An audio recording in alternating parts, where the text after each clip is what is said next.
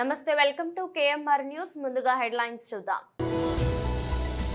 తూర్పు కనుపూరులో వెలసి ఉన్న శ్రీ శ్రీ శ్రీ ముత్యాలమ్మ అమ్మవారి దేవస్థానం నందు మూలమూర్తులకు అభిషేకం.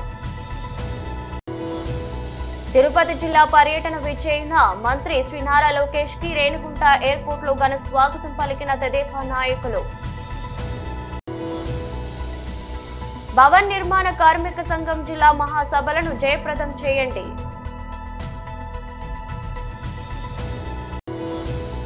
కోట జిల్లా పరిషత్ ఉన్నత పాఠశాలలో 1980 నుండి 81వ సంవత్సరం 10వ తరగతి పూర్వ విద్యార్థుల సమ్మేళనం.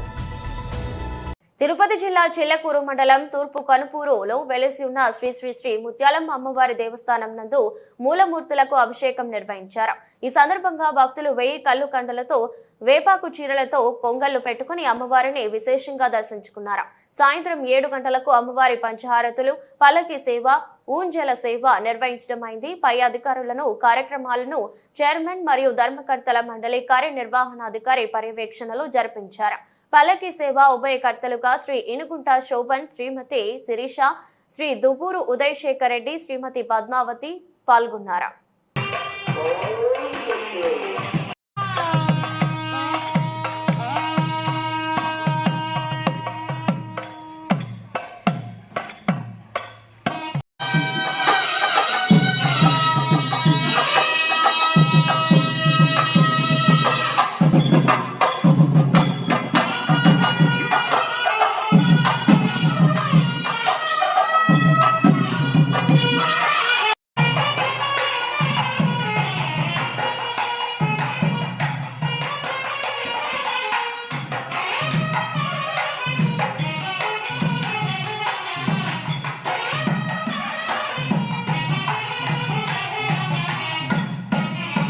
తిరుపతి జిల్లా పర్యటన విజయన మంత్రి శ్రీ నారా లోకేష్ కి రేణిగుంట ఎయిర్పోర్ట్ లో ఘనంగా స్వాగతం పలికిన తెదేపా నాయకులు. కార్యక్రమంలో మంత్రులు అనగాని సత్యప్రసాద్, ఎం రామ్ ప్రసాద్ రెడ్డి, ఎమ్మెల్సీ, ఎమ్మెల్యేలు, జిల్లా collector doctor S Venkateshwar, SP Shri V Harshavardhan తదితరులు పాల్గొన్నారు.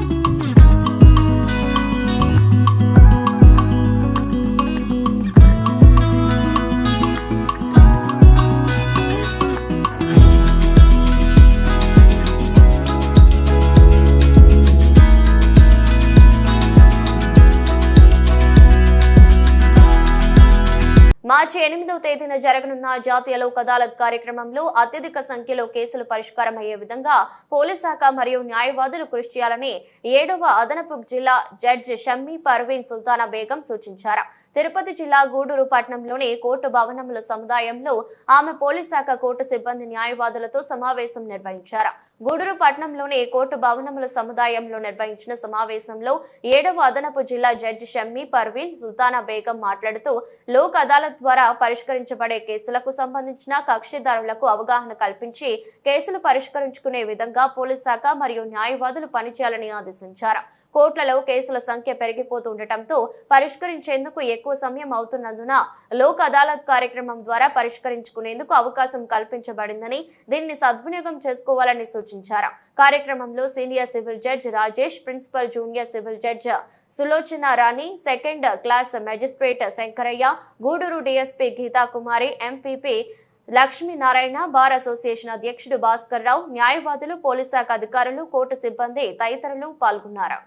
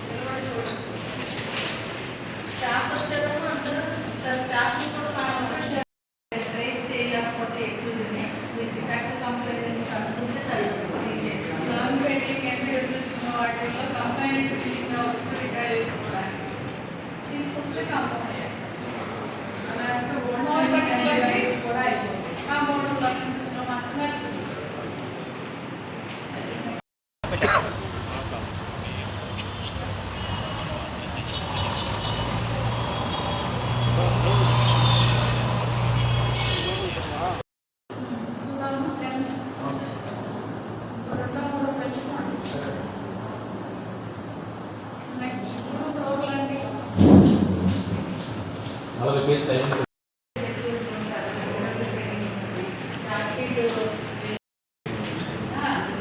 We are meeting. Very special. Okay. 44 ले नहीं है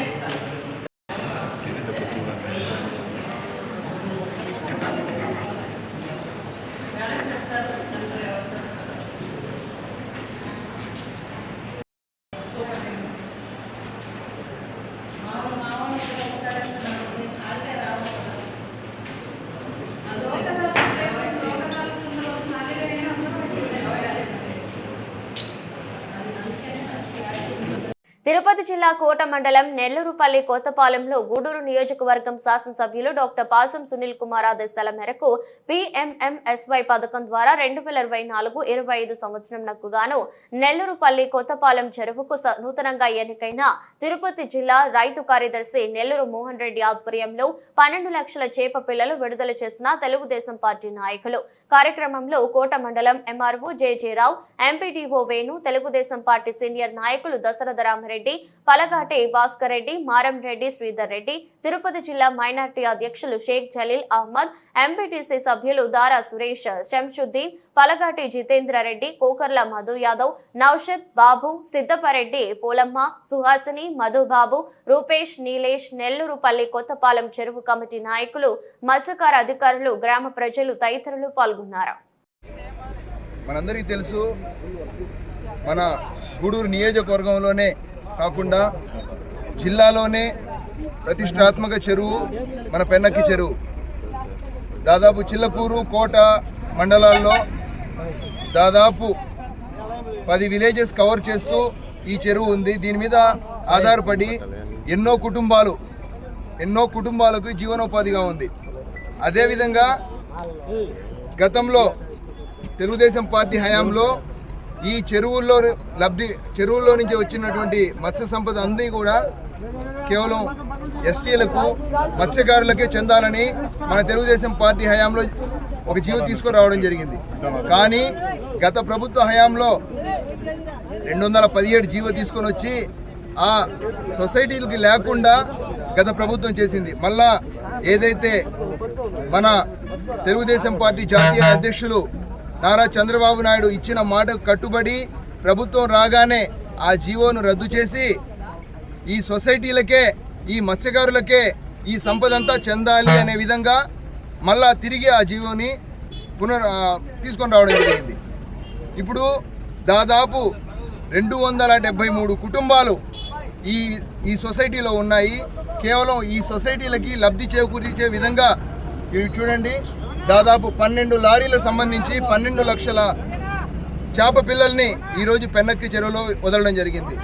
యాక్చువల్గా ఈరోజు కార్యక్రమానికి మా నియోజకవర్గ శాసనసభ్యులైనటువంటి పాసం సునీల్ కుమార్ గారు రావాల్సి ఉంది. కొన్ని అనివార్య కారణాల వల్ల లోకేష్ బాబు గారి తిరుపతి పర్యటన కారణంగా ఈరోజు రాలేకపోయారు. ఎనీహౌ మన ఈ కార్యక్రమానికి మన ఫిషరీస్కి సంబంధించినటువంటి ఏడీ గారు, FDO గారు అందరూ కూడా వచ్చి ఈ కార్యక్రమాన్ని సఫలీకృతం చేసి ఈ విధంగా 273 కుటుంబాలకి లబ్ధి చేకూర్చే విధంగా ఈరోజు 12 లక్షల చేప పిల్లల్ని ఈరోజు మత్స్యకార సంబంధించిన సొసైటీలకి సంబంధించిన వాళ్ళకి లబ్ధి చేకూర్చే విధంగా ఈ కార్యక్రమం జరపడం చాలా అభినందనీయం. అదేవిధంగా కార్యక్రమానికి అధ్యక్షత వహించినటువంటి మా పెన్నక్కి చెరువు నూతనంగా ఎన్నికైనటువంటి ప్రెసిడెంట్ అయినటువంటి మన నెల్లూరు మోహన్ రెడ్డి గారికి, అలాగే సభ్యులకు, విచ్చేసిన తెలుగుదేశం పార్టీ కుటుంబ సభ్యులందరికీ కూడా నా హృదయపూర్వక నమస్కారాలు, ధన్యవాదాలు తెలుపుకుని సెలవు తీసుకున్నాను. సొసైటీకి హ్యాండ్ ఓవర్ చేస్తాం చెరువునని, అదేవిధంగా జీవోను రద్దు చేశారు, సొసైటీకి హ్యాండ్ ఓవర్ చేశారు, ఎస్టీలకు జీవనోపాధి బాగా కల్పించే విధంగా చేశారు. అదేవిధంగా అందులో భాగంగానే ఈరోజు పెన్నక చెరువుకి ఉచితంగా 12 లక్షల చేప పిల్లల్ని గవర్నమెంట్ ఎన్డీఏ కూటమి తరఫున రిలీజ్ చేశారు. ఈరోజు ఉదయాన్నే అందరం ఆధ్వర్యంలో చెరువులో చేపల పిల్లలను వదలడం జరుగుతుంది. దీనికి కృషి చేసినటువంటి మనకి పాసం సునీల్ కుమార్ ఎమ్మెల్యే గారికి ప్రత్యేక ధన్యవాదాలు తెలుపుతున్నాను. అలాగే ఎన్డీఏ కూటమి కూడా ధన్యవాదాలు తెలుపుతున్నాను.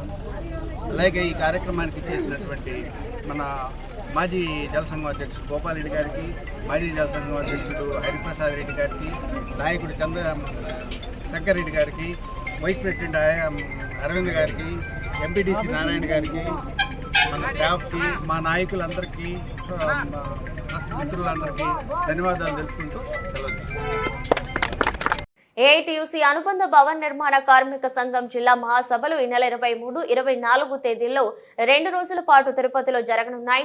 ఈ మహాసభల బైరాగి పట్టెడలో సిపిఐ ఆఫీసులు జరుగుతాయి. ఈ సందర్భంగా భవన నిర్మాణ కార్మిక సంఘం జిల్లా కార్యదర్శి శ్రీరాములు మాట్లాడుతూ భవన నిర్మాణ కార్మిక సంఘం జిల్లా మహాసభలు 2 రోజుల పాటు తిరుపతిలో ఈ నెల 23, 24 తేదీల్లో జరుగుతున్నాయని, ఈ మహాసభలలో భవన నిర్మాణ కార్మికులు ఎదుర్కొంటున్న సమస్యలు, పరిష్కారాలు, రాబోయే కాలంలో చేపట్టవలసిన ఆందోళన కార్యక్రమాలు రూపకల్పన జరుగుతుందని, అలాగే నూతన సమితి ఏర్పాటు కూడా జరుగుతుందని అన్నారు.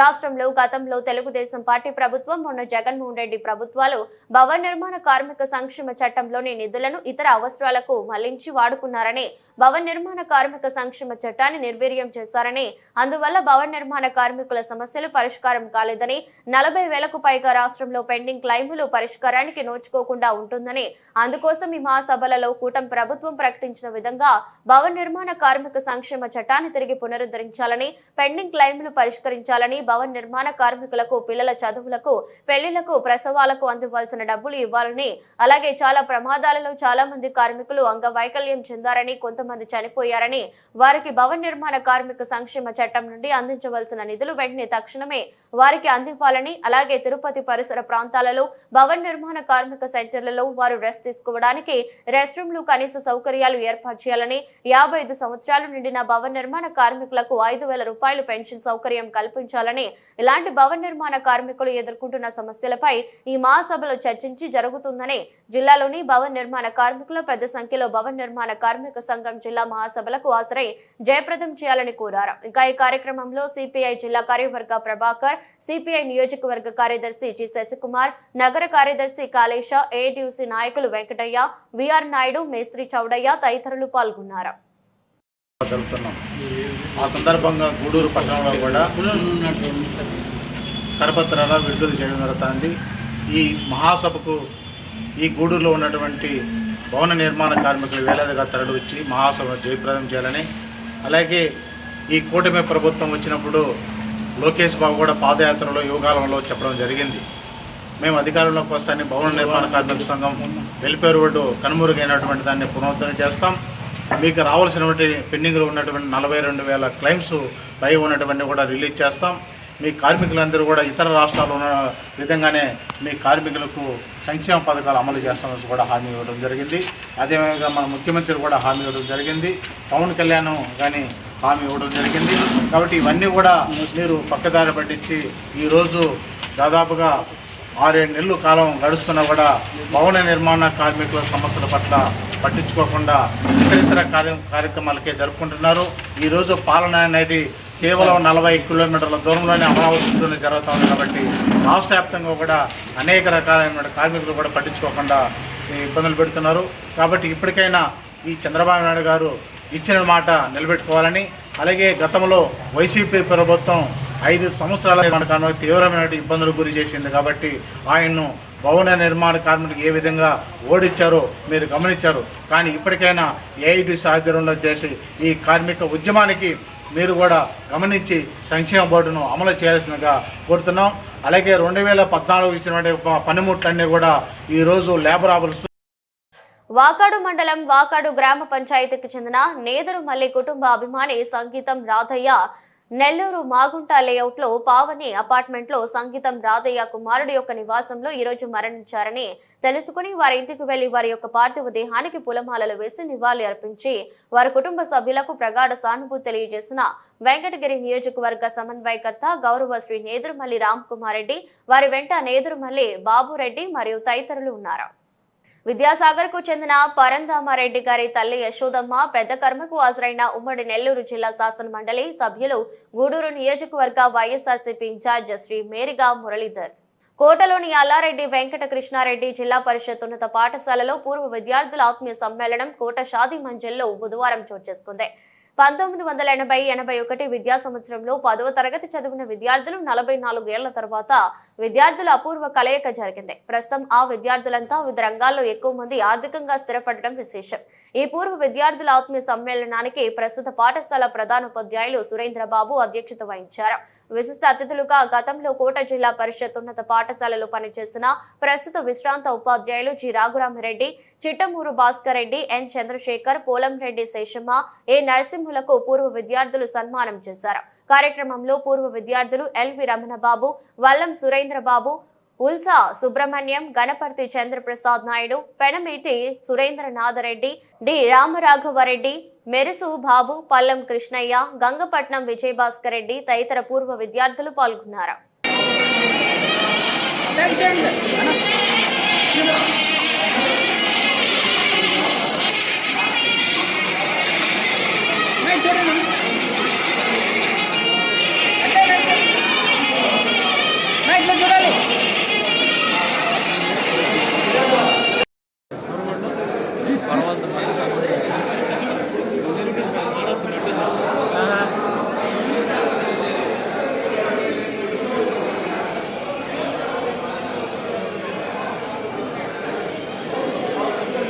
సార్ ఇట్లా రండి సార్, ఇట్లా చూడాలి.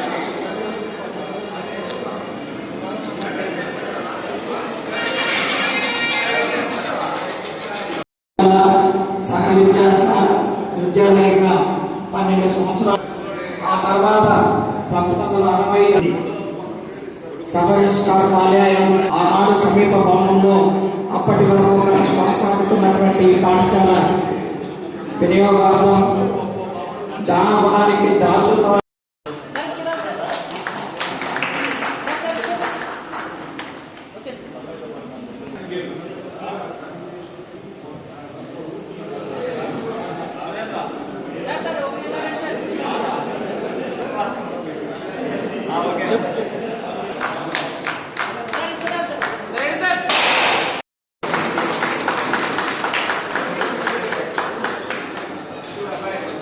సార్ సార్ సార్ సార్ అట్లే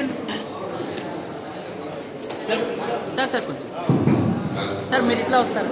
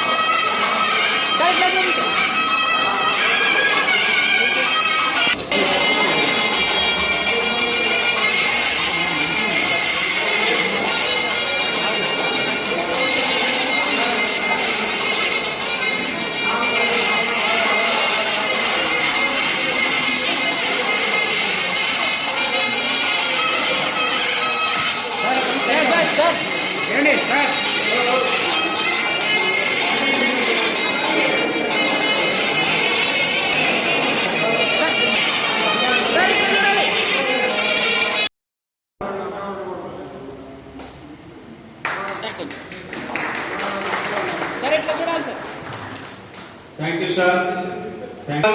మా ఆహ్వానం మేరకు విచ్చేసినటువంటి పెద్దలకు కూడా ధన్యవాదాలు.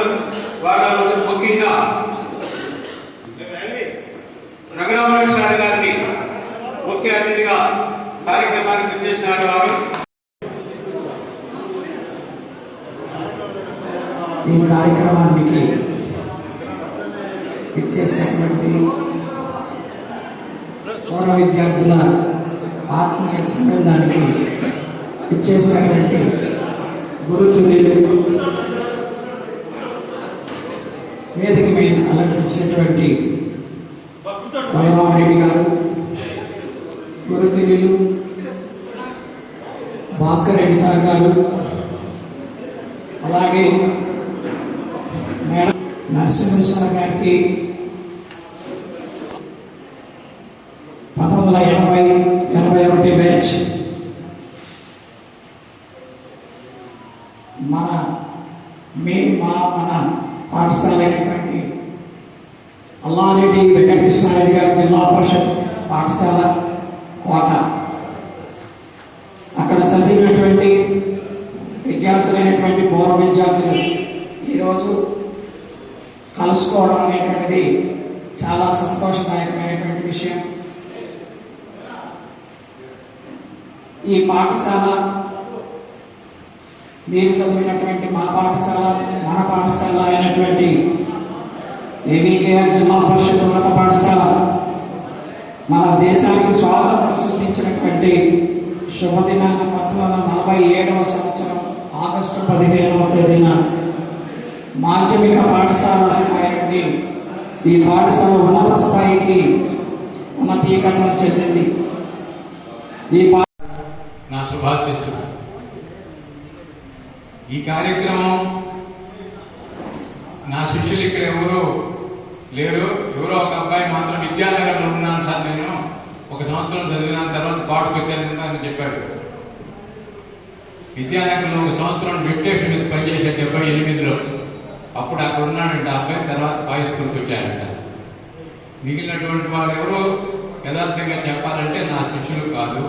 అయినా కూడా నన్ను ఇక్కడికి పిలిచి ఈ కార్యక్రమంలో పాల్గొనే అవకాశం కల్పించినందుకు ఈ పూర్వ విద్యార్థులందరికీ కూడా మరొకసారి నా శుభాశిస్సులు.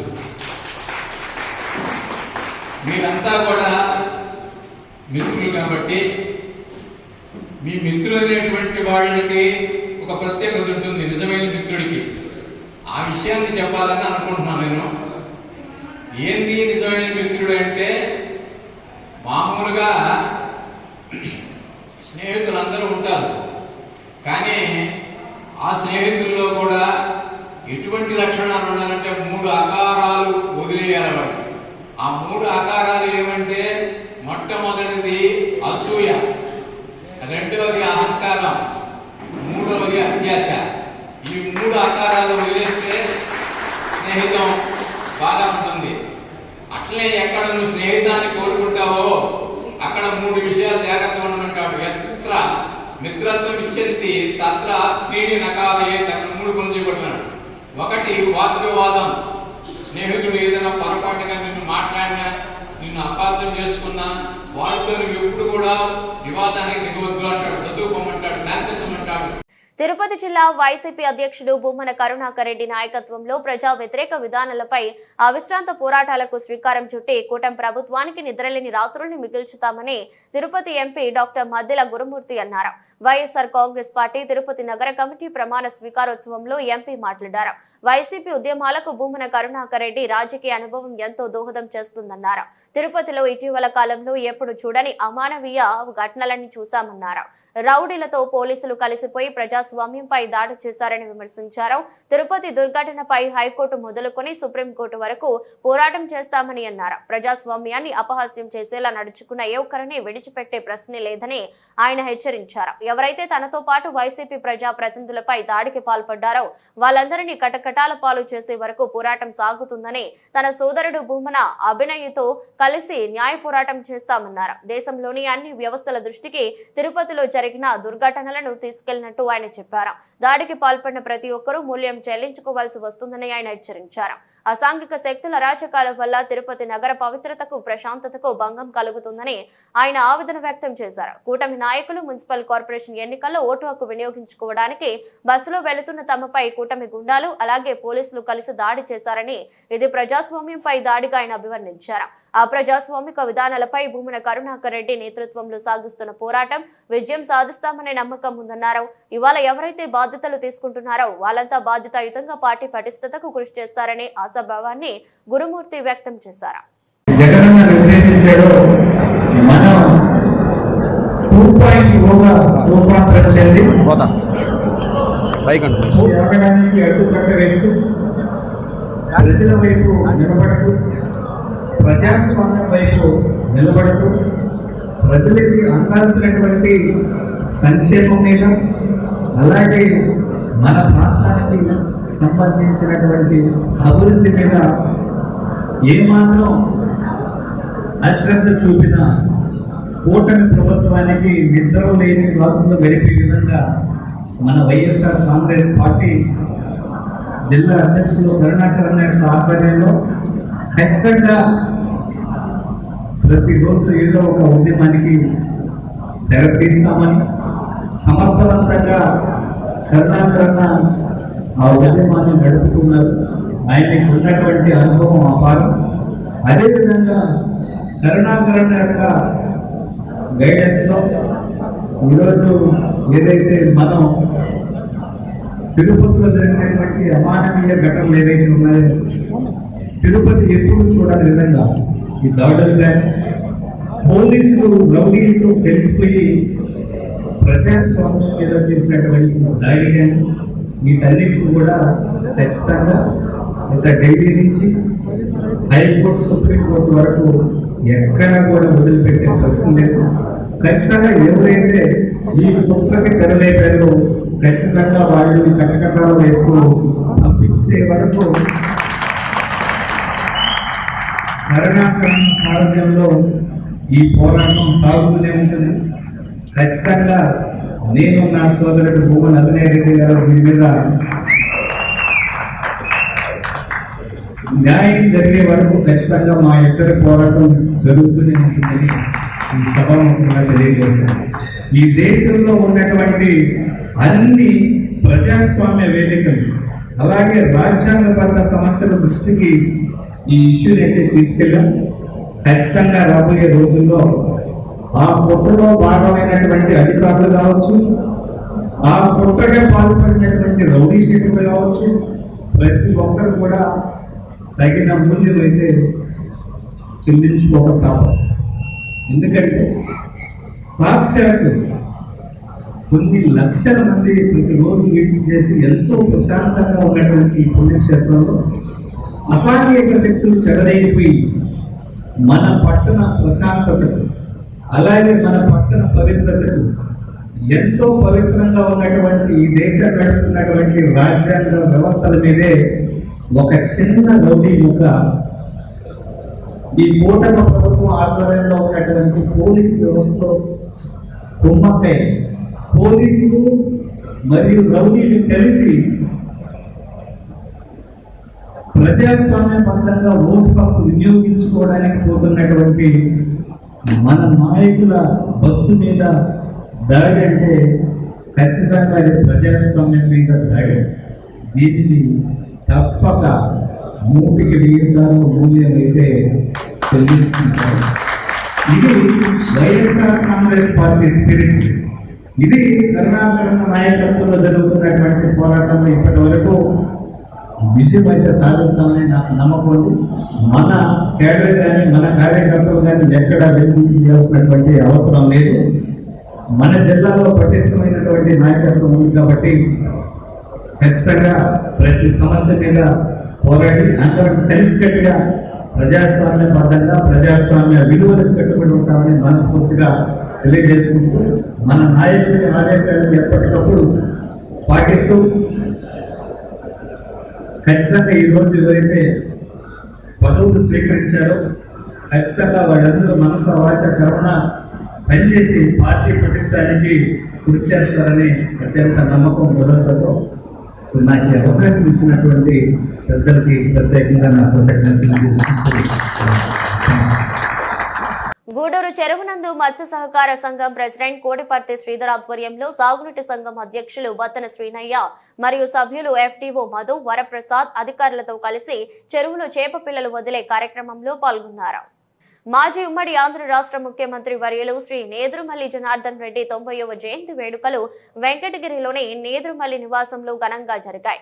వెంకటగిరిలోని నేదురుమల్లి నివాసంలో వైఎస్ఆర్సీపీ నాయకులు, నేదురుమల్లి కుటుంబం అభిమానులు ఆధ్వర్యంలో జనార్దన్ రెడ్డి చిత్రపటానికి పూలమాలలు నివాళి అర్పించిన అనంతరం స్థానిక త్రిభువని సెంటర్లోని దివంగత మాజీ ముఖ్యమంత్రి వర్యులు నేదురుమల్లి జనార్దన్ రెడ్డి విగ్రహం వద్ద నివాళి అర్పించనున్నారు. వైఎస్ఆర్సీపీ నాయకులు, కార్యకర్తలు, నేదురుమల్లి కుటుంబ అభిమానులు కార్యక్రమంలో పాల్గొని విజయవంతం చేయాలని వారు కోరారు. గోవింద నామ స్మరణతో మారుమ్రోగే తిరుమల ఆలయం ముందు టీటీడీ బోర్డు సభ్యుడు నరేష్ బూతులతో రెచ్చిపోయాడు. మధ్యాహ్నం గేటు నుంచి బయటకు పంపడం లేదని టీడీపీ ఉద్యోగి చెప్పడంతో ఆగ్రహంతో ఊగిపోయాడు. ఏమనుకుంటున్నావు? ఎవరితో ఎలా ప్రవర్తించాలో తెలియదా? థర్డ్ క్లాస్ వ్యక్తులను ఇక్కడ ఎవరు ఉంచారు అని నరేష్ దూషించారు. నిబంధనల ప్రకారం బయటకు వెళ్లాలని చెప్పుకొచ్చారు. వాళ్ళు బయట పంపివ్వండి. నేను కూర్చొనేస్తాను ఇక్కడనే. ఫస్ట్ బయట పోయా, లోపల కాదు బయట పోయా, బయట పో. ఏమయ్యా మాట్లాడు పో, ఏమంటారు ఇలాగే తింటాడు.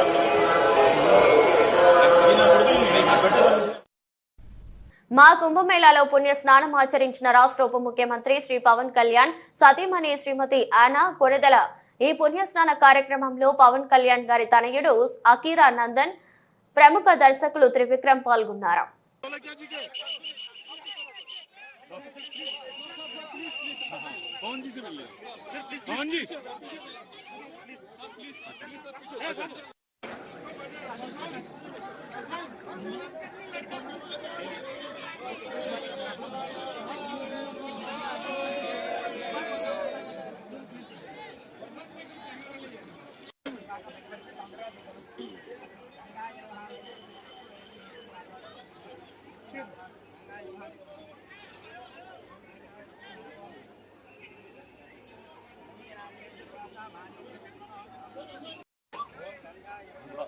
स्पेस लेंगे स्पेस.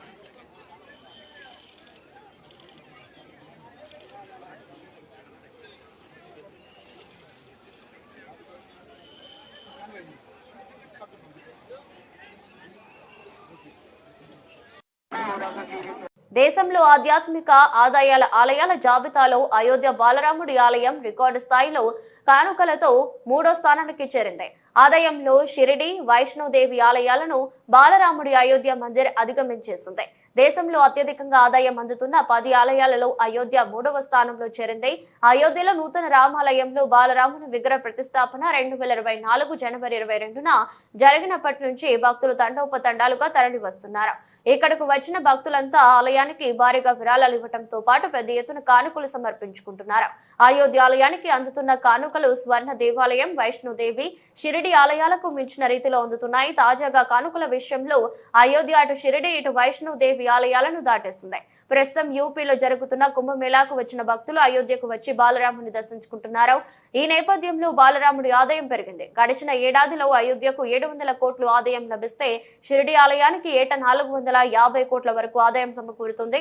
వైష్ణోదేవికి 400 కోట్ల వరకు ఆదాయం వస్తుంది. మా కుంభమేళా ప్రారంభమయ్యాక 15 కోట్ల ఆదాయం సమకూరింది. బాలరాముడి ప్రతిష్టాపన నుంచి నేటి వరకు 13 కోట్ల మంది బాలరాముని దర్శించుకున్నారు. తాజాగా తిరుపతిలో జరుగుతున్న international temples convention and expo సదస్సులో భారతదేశ పర్యాటక రంగంలో ఆలయాల ఎకానమీ విలువ 6 లక్షల కోట్లుగా పేర్కొనడం ఈ సందర్భంగా గమనార్హం. ఈ లెక్కన భవిష్యత్తులో ఆలయాల ఆర్థిక శక్తి మరింత బలపడనుందని భావిస్తున్నారు. వార్తలు ముగించే ముందు మరోసారి హెడ్లైన్స్. తూర్పు కనుపూరులో వెలసి ఉన్న శ్రీ శ్రీ శ్రీ ముత్యాలమ్మ అమ్మవారి దేవస్థానం నందు మూలమూర్తులకు అభిషేకం. తిరుపతి జిల్లా పర్యటన విజయన మంత్రి శ్రీ నారా లోకేష్ కి రేణిగుంట ఎయిర్పోర్ట్ లో ఘన స్వాగతం పలికిన తెదేపా నాయకులు. భవన్ నిర్మాణ కార్మిక సంఘం జిల్లా మహాసభలను జయప్రదం చేయండి.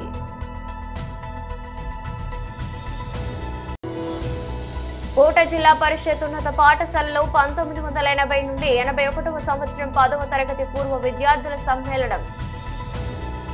ఎదురస్ట్ బులెటిన్ మరో బులెటిన్ లో మళ్ళీ కలుద్దాం. అంతవరకు సెలవు. నమస్కారం.